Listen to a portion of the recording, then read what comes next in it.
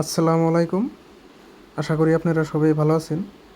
আর আপনাকে দোয়া আশীর্বাদে আমারও আল্লাহ পাক অনেক ভালো রাখছে।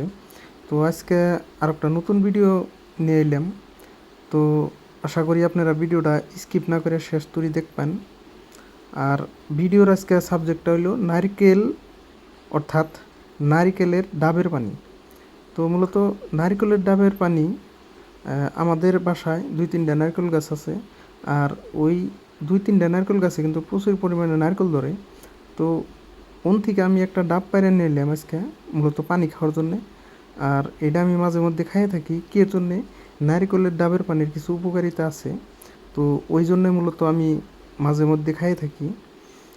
নারকেলের পানির উপকারিতা যেমন, আপনাদের নারকেলের পানি কিন্তু শরীরের পানির মাত্রাটা ঠিক করে রাখে। যেমন কি আমাকে শরীরে প্রতিদিন ঘাম বাইরায়, ওই ঘামের লগে খনিজ পদার্থ বাইরে যায়। তো ওইটা কিন্তু আপনাদের অ্যাভারেজ করার জন্য সহায় করে।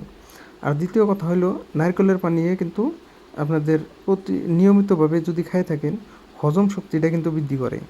আর হজম শক্তির বৃদ্ধি ঠিক থাকলে আপনাদের অ্যাসিডিটি অথবা গ্যাস্ট্রিক যাতে না ওই হারে, তো ওই জন্য কিন্তু নারকেলের পানি সহায় করে।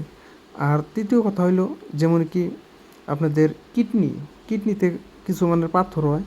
তো যারা নারকেলের পানি নিয়মিত খায় থাকেন, তো এই নারকেলের পানি কিডনিতে স্টোন হওয়ার জন্য কিন্তু ওটা মানে প্রতিরোধ করে থাকে।